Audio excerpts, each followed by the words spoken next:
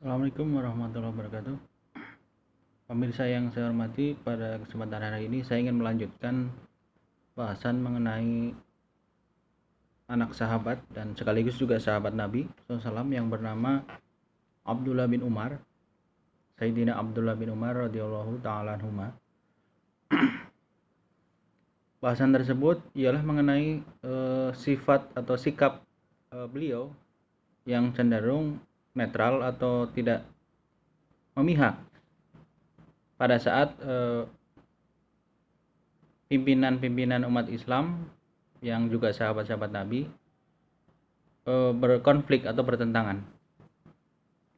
Di seri yang pertama telah saya sampaikan alasan-alasan beliau, yaitu alasan Abdullah bin Umar untuk menahan diri tidak memihak dikala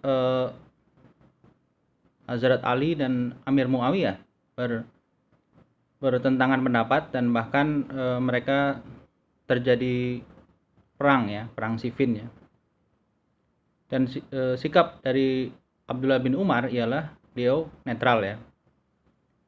Dan selanjutnya di masa selanjutnya ada orang yang bertanya kepada Abdullah bin Umar alasan beliau bersifat netral dalam kondisi demikian.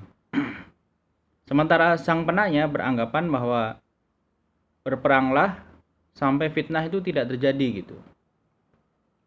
Fitnah atau kekacauan ya, atau di sini ternyata dua pihak, yaitu sang penanya dengan Abdullah bin Umar, terjadi perbedaan pendapat mengenai fitnah, mengenai pengertian kata fitnah ya. Kalau sang penanya beranggapan bahwa kekacauan apapun itu hendaklah diselesaikan ya oleh pihak yang memiliki kekuatan atau kekuasaan dengan cara powerful ya, dengan cara bisa kalau terpaksa dengan peperangan ya.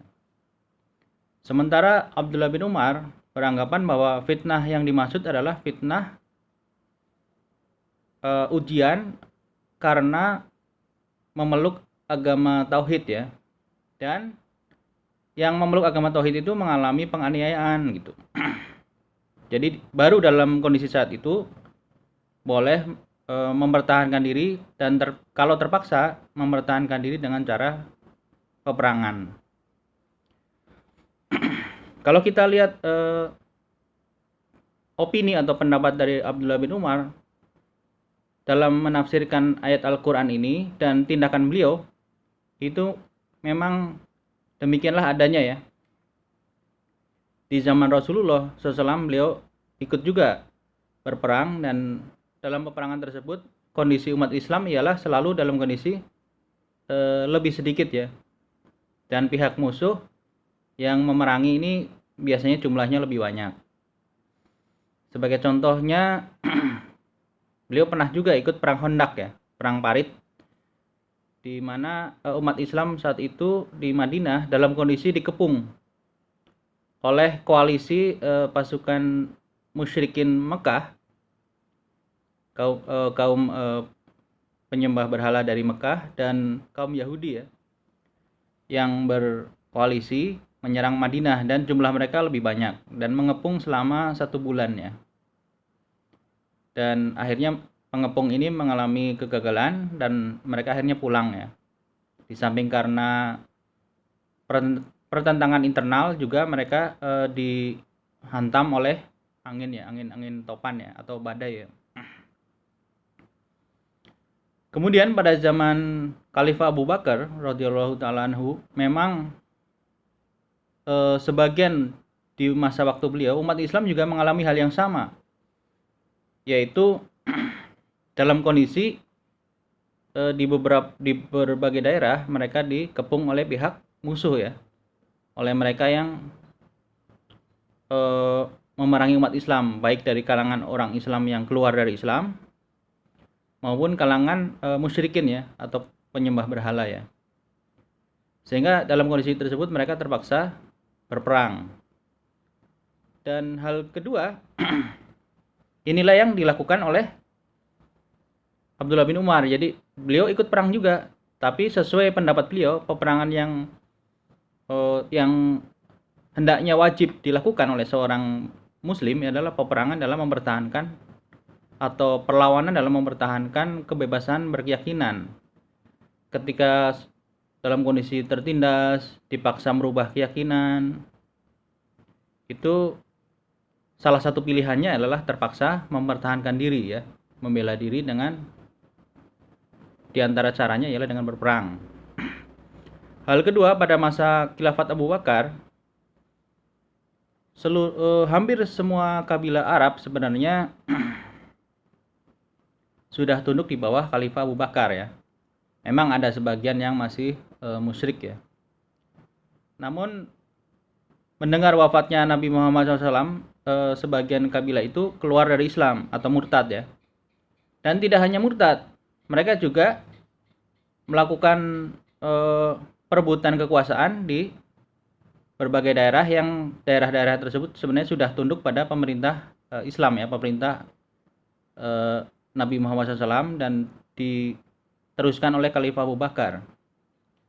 Tidak hanya merebut kekuasaan, mereka juga menganiaya ya, menganiaya umat Islam yang ada di daerah tersebut, sehingga ada yang mengungsi, ada yang menunggu bantuan dan sebagainya.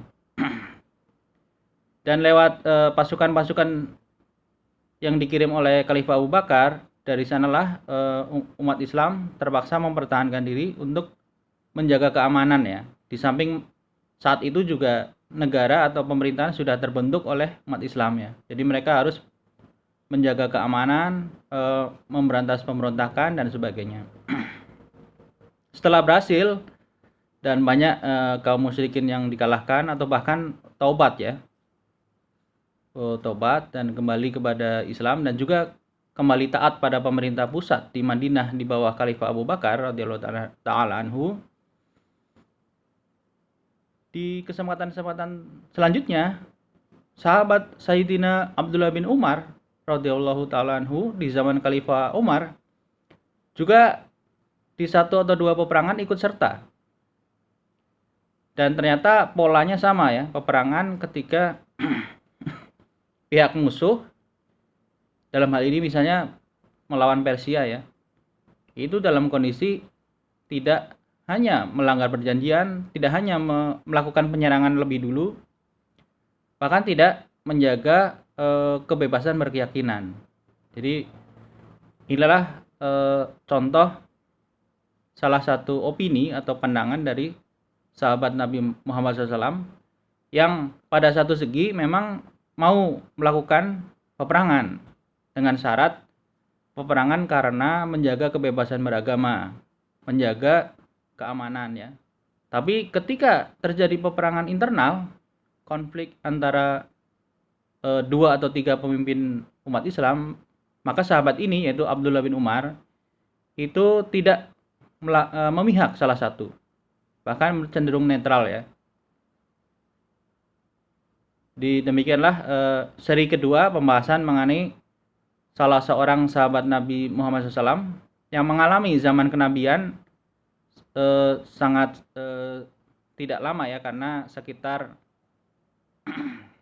10 sampai 15-an tahun ya, yaitu Abdullah bin Umar, dan beliau berumur cukup lama setelah kewafatan Nabi Muhammad SAW.